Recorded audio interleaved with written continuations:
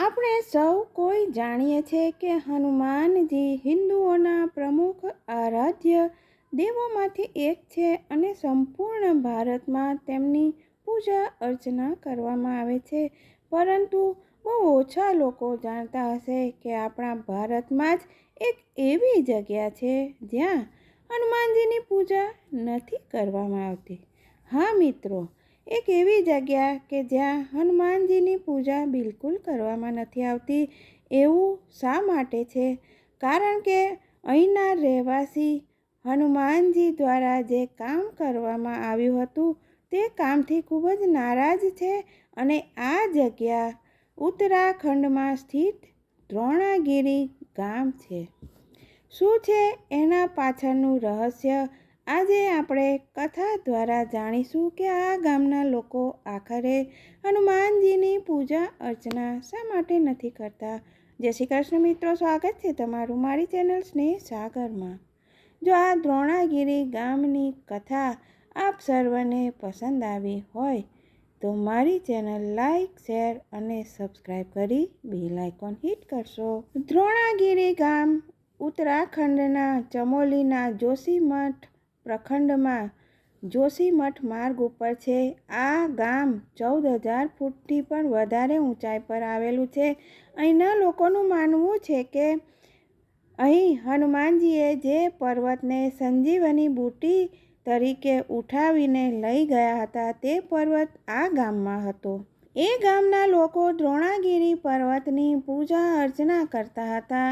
એટલા માટે હનુમાનજી દ્વારા એ પર્વત ઉઠાવીને લઈ જવા પર ત્યાંના ગામવાળા નારાજ થઈ જાય છે અને આ જ કારણે આજે પણ આ ગામમાં હનુમાનજીની પૂજા નથી થતી.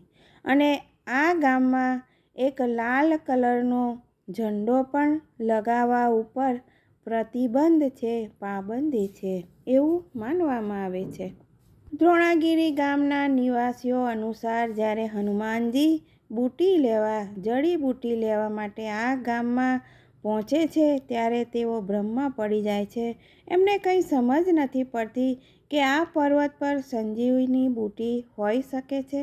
ત્યારે ગામમાં એક વૃદ્ધ મહિલા તેમના નજરે પડે છે અને તેઓ તેમને પૂછે છે કે સંજીવની બુટી કયા પર્વત પર છે. વૃદ્ધાએ દ્રોણાગીરી પર્વત તરફ ઈશારો કર્યો અને હનુમાનજી એ પર્વત પર ઉડીને જાય છે અને એ જડીબુટી કઈ જગ્યાએ હોય તે તેમને બિલકુલ ખ્યાલ જ ન હતો.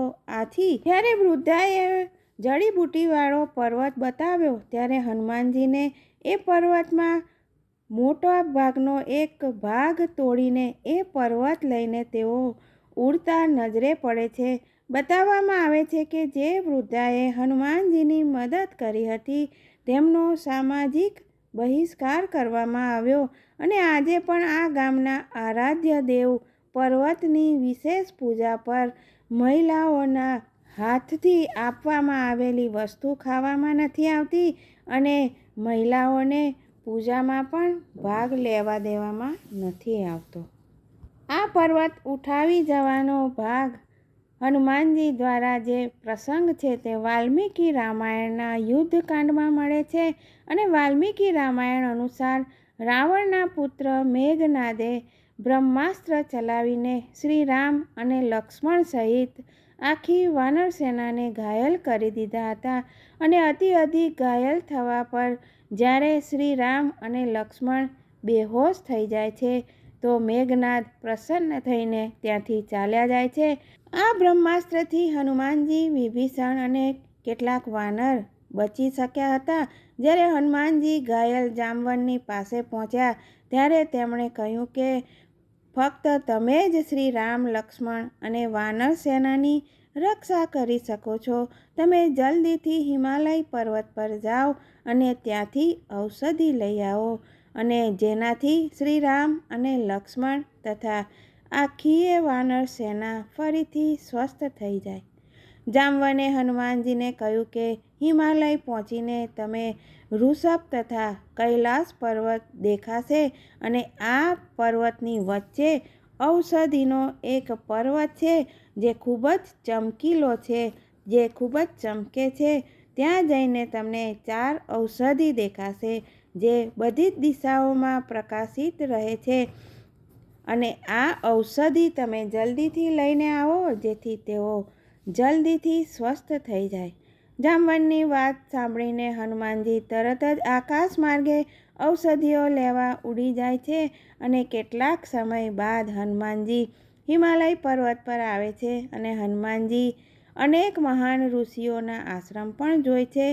હિમાલય પહોંચીને હનુમાનજી કૈલાસ તથા ઋષભ પર્વતના દર્શન કરીને તેમની દ્રષ્ટિ એ ચમકતી ઔષધિ પર પણ પડે છે.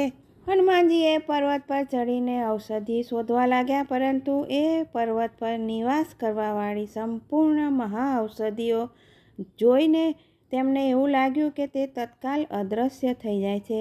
આ જોઈને હનુમાનજી ખૂબ જ ક્રોધિત થઈ જાય છે અને તેઓ આખો પર્વત જ ઉખાડી લે છે જેના ઉપર ઔષધિ હતી. કેટલાક સમય બાદ હનુમાનજી એ સ્થાન પર આવે છે જ્યાં શ્રીરામ અને વાનર સેના બેહોશ હતી. હનુમાનજીને જોઈને શ્રીરામની સેનામાં પુનઃ ઉત્સાહનો સંચાર થાય છે.